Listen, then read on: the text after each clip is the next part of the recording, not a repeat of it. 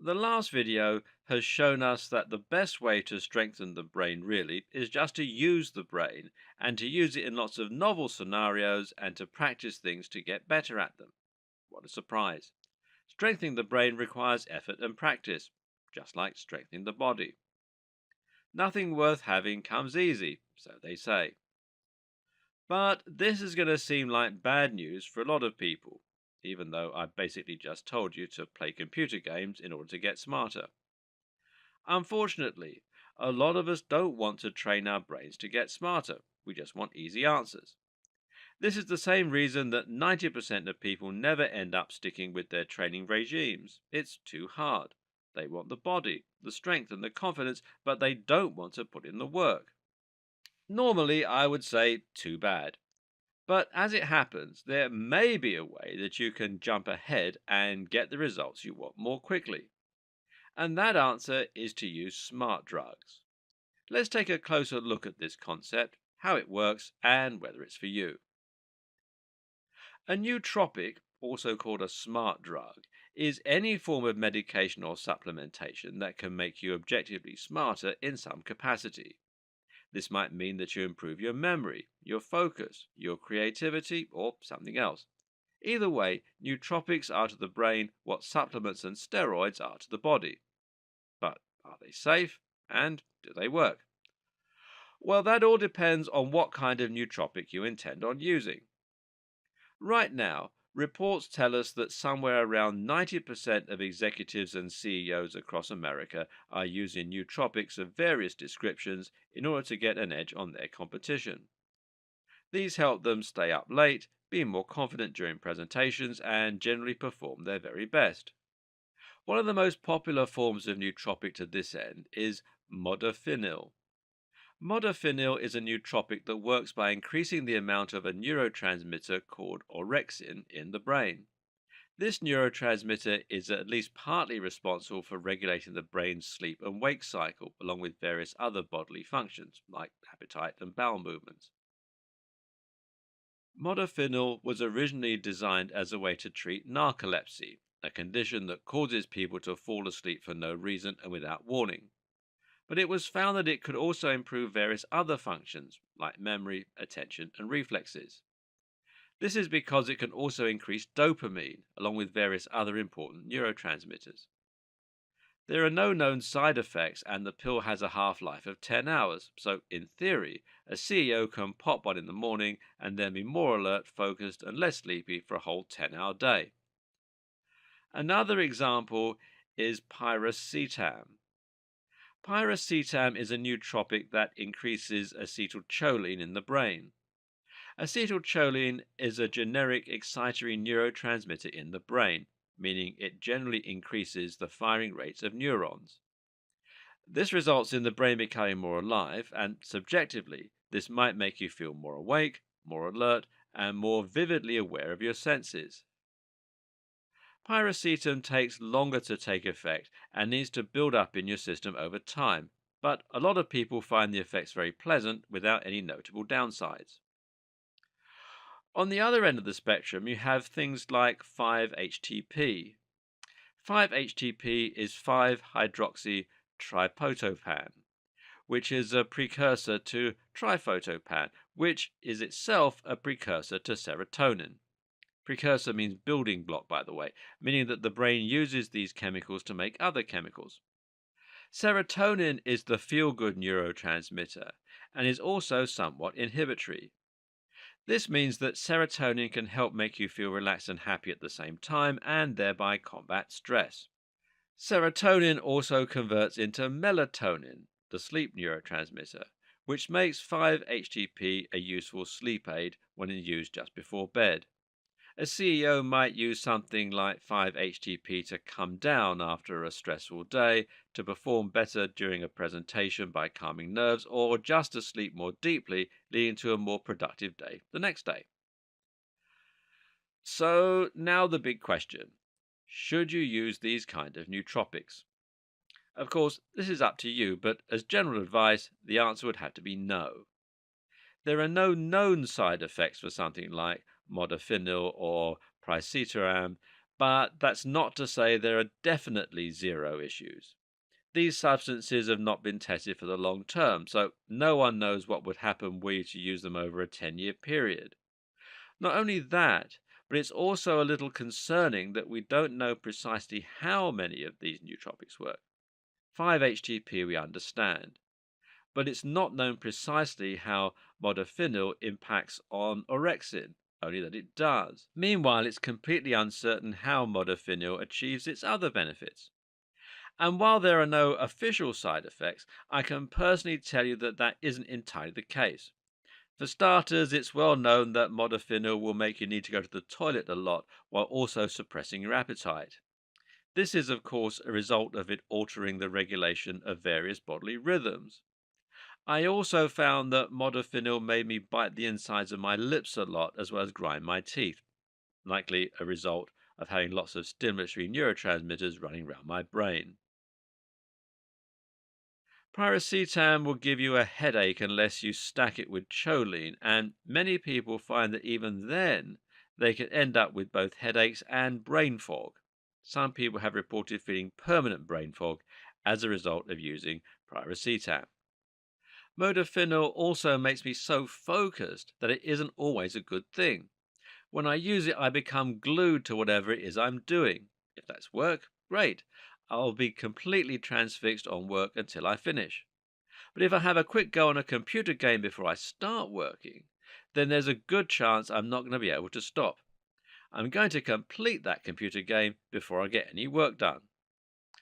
Likewise, crossing the road can be dangerous as I find myself so engaged in what I'm thinking that I can't properly pay attention to the road or to the noises or movement in my environment. I also find it harder to be creative, and this makes sense seeing as an increase in dopamine and norepinephrine is actually associated with a decrease in creativity. We're at our most creative when we are relaxed because this allows our minds to wander. The neuroscience behind this is our brain is forming new connections between disparate neurons that would normally never be associated, which is how invention happens. But when you're highly focused, you become too fixated on one thing, and this stymies creativity. The point of all this? Well, the brain operates the way it does for a purpose. Optimum brain function is not being able to focus on one thing for a long time. Optimum brain function is about being able to switch from one brain state to another as necessary. You need to be highly focused when you're working and then relaxed when you're not. You need to let your mind wander when you're trying to come up with new ideas and then focus up when you're asked a difficult question. When you artificially increase too much of a certain neurotransmitter, you make it very hard to do this and you get stuck in one state.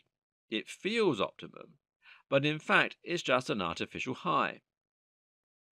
Another problem with these types of neurotransmitters is that they can actually be addictive because of something called tolerance and dependence. What happens here is that the brain adapts to that increased or decreased neurochemical.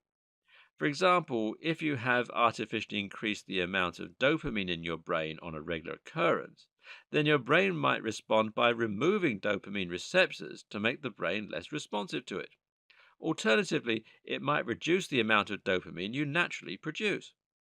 In short, you now need a bigger dose of the same substance in order to get the same feeling as before.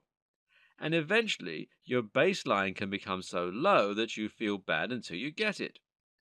While modafinil and pyrocetam aren't officially supposed to be addictive, 5-HTP actually can be and is better avoided for this reason. That, and essentially making your brain sleepy, is not the solution to heightened social skills and confidence. Well, no surprise there, really. As though that wasn't enough reason, it's also important to recognize that neurotransmitters do not exist in a vacuum. That is to say that any one neurotransmitter you alter will automatically impact on many others and might have other effects on the body. We've already seen, for instance, that serotonin converts to melatonin and that orexin affects our hunger and bowel movements. Then there's the fact that serotonin links to appetite and that cortisol, also linked with dopamine, affects our testosterone levels. There are undoubtedly countless neurotransmitters that we have yet to even discover. And what this means is that when you take a nootropic that affects one neurotransmitter, you really make all kinds of untold changes in your brain without really knowing what the consequences of that action might be. For this reason, it's highly advisable to focus on other ways to get your mental upgrade. But there is a nootropic that most of us already use on a regular basis. That nootropic is, of course, caffeine, which is the secret ingredient in tea and coffee that makes us wake up in the morning and feel more alert. This is just like any other nootropic, the only difference being that it's been around longer and is therefore a little more commonplace. So, how does caffeine work? Basically, caffeine is able to mimic a neurotransmitter in the brain called adenosine. Adenosine is a byproduct of the energy process in the brain. When your mitochondria utilize glucose for energy, they do this by converting it first to ATP, which is adenosine triphosphate, and then breaking that ATP apart into its constituent parts, including adenosine. Adenosine builds up throughout the day as we use our brain cells for thinking, moving, and powering our bodies. But this substance is inhibitory, and over time it makes us tireder and sleepier. Eventually, we become so sluggish that we're forced to go to bed, and a good night's sleep is then able to flush our brain out of the excess adenosine, ready for morning. What caffeine does is to block the adenosine receptors. Because caffeine is a similar shape to adenosine, it can plug the holes where adenosine is supposed to go, and that then prevents adenosine from working its magic. This makes us feel more awake and alert and causes a spike in brain activity. This spike in brain activity then results in a flood of other excitatory neurotransmitters being released, which includes dopamine, norepinephrine, and more. So, is it safe to use? Will caffeine give you a healthy kick? Well, yes and no. On the one hand, caffeine has actually been shown in studies to reduce your chances of developing Alzheimer's, and in that sense, it is neuroprotective. It does enhance wakefulness and memory, and it's relatively very safe. At the same time, though, caffeine is also essentially stress in a cup. It works by increasing many of our stress hormones, and this can decrease creativity, as we've seen, while also causing numerous other problems. More worryingly, caffeine is addictive, owing to the mechanisms we described earlier. If you become dependent on caffeine, you'll find you can get raging headaches whenever you go long periods without it. What's more, it's actually been suggested that what many of us think of as morning grogginess is actually just a withdrawal symptom from caffeine. In other words, we wake up and feel sluggish because we've gone for so long without caffeine. It's really up to you if you take it or not, but this is an excellent demonstration of the risks associated with nootropics versus the benefits. My advice is to think of all nootropics like laser tools. Stay away from them 90% of the time, but when you absolutely need to get a huge amount of work done, consider using them just for that day.